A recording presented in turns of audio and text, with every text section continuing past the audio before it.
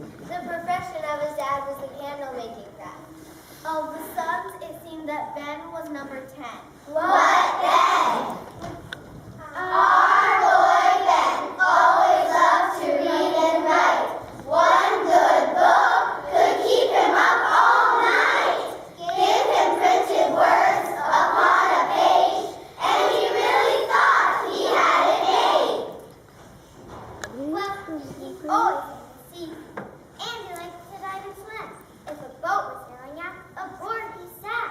Imagine that!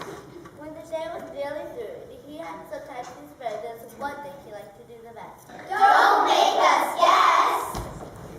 Our boy Ben always loved to write and read. Books were always satisfaction guaranteed.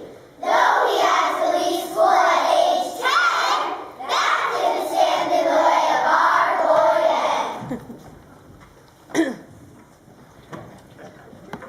Now, Benjamin Franklin, we are going to take you back to your childhood. We have just a lovely lady who came all the way from Boston to help play homage to you today. Mr. Franklin, do you recognize this voice? Benjamin, sit up straight here. You always were a sloucher. And don't you think you are putting on a little too much weight? Why, it's Miss Harness. She was my teacher when I was only 9 years old. That's right. Please come forward, Miss Harness, and tell us a little bit about Mr. Franklin as a child.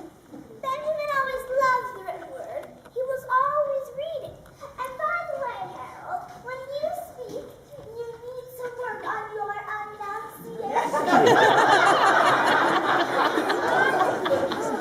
And support more from your diaphragm.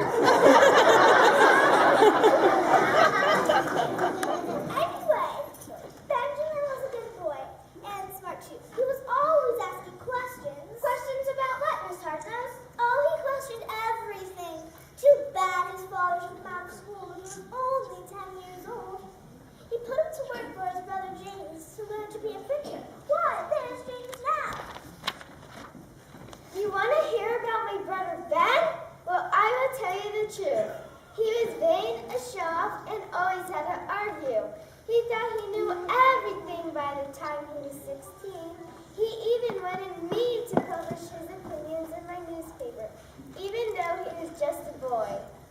Well, James, I certainly fooled you. You published my letters and didn't even know it.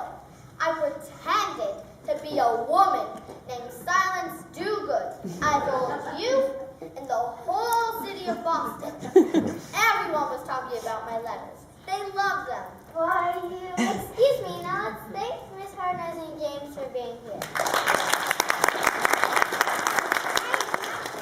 I think your audience should know that Ben was supposed to work for me until he was 21.